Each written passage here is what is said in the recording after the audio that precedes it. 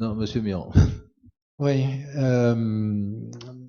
D'abord, je voudrais revenir sur votre politique générale en ce qui concerne l'agriculture, puisque vous aviez des objectifs ambitieux que vous aviez annoncés, qui étaient de couvrir les besoins des cantines scolaires avec les parcelles agricoles que vous acquéreriez. Bon, Ouais. je ne pense pas qu'avec la stratégie que vous utilisez, vous allez y arriver.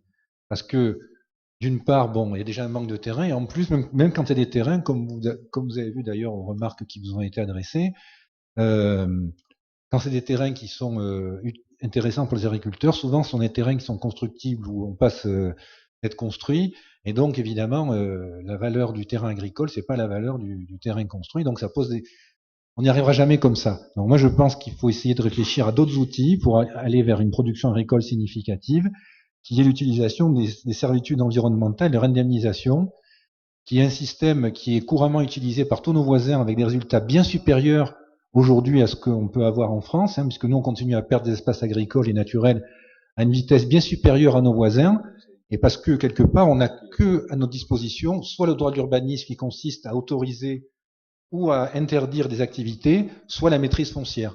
Et la maîtrise foncière, ici, tous les moyens publics qu'on peut imaginer suffira jamais pour avoir la maîtrise de terrain en quantité suffisante pour produire de manière significative. Donc, ce que je vous suggère, c'est d'étudier ces techniques.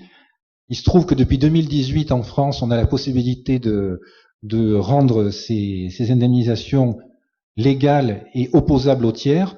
Donc, je vous invite à regarder ça. C'est la loi 2018 sur la biodiversité. Et en France, ça s'appelle les obligations réelles environnementales. Donc, c'est quelque chose que je défends aussi depuis des années. Et si un jour on a l'occasion de discuter de l'urbanisme et l'urbanisation sur la commune, je suis, oui, ben, faut pas rigoler. J'ai encore entendu ça aujourd'hui. Donc, on aura peut-être l'occasion de discuter de manière posée et pas politicarde comme j'ai vu à un certain moment dans ce débat, pour avancer réellement sur le sujet. Pour revenir maintenant au terrain, moi j'ai une question et puis aussi à vous faire part d'une expérience. Il se trouve que dans la Sine, même si il y a 30-40 ans, il y avait encore beaucoup de maraîchage, beaucoup d'activités agricoles, c'est quand même des terrains qui sont relativement pauvres au niveau agronomique. Donc on ne peut pas avoir une activité agricole sur des parcelles aussi petites sans avoir une activité productive sur le plan physique, j'entends, suffisante. Et pour ça, donc, il y a tout un travail de euh, conservation et amélioration de la teneur humique des sols.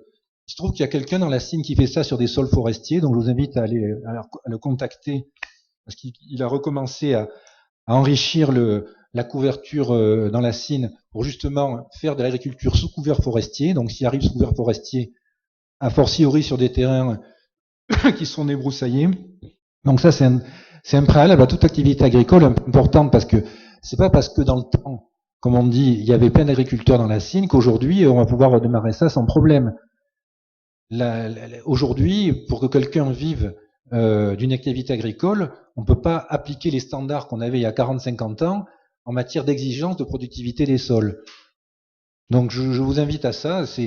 Il y a quelqu'un aussi dans la vallée de la Siagne qui fait ça, qui s'appelle Carnavalet, c'est le French farming, qui permet sur les petites parcelles d'avoir des productivités agricoles très importantes et donc de dégager un revenu suffisant pour que la personne en vive. Et après, j'avais une dernière question là sur la délibération en elle-même. Donc j'ai vu que vous étiez en situation d'acquérir le terrain sans avoir réglé le problème des servitudes de passage. Et vous envisagez, si les propriétaires sont pas d'accord, une procédure au tribunal judiciaire.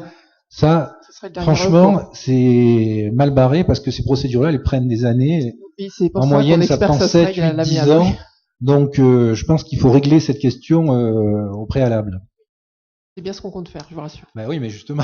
Et du coup, peut-être que c'est un peu prématuré d'acheter alors qu'on n'a pas réglé ce problème. C'est ça mon. Non, mais il y a 3 personnes à aller voir, on va aller les voir et on va faire en sorte que. Ça serait mieux d'avoir réglé ce problème avant, à mon avis. Oui, ça dépend. Mais en tout cas, je suis complètement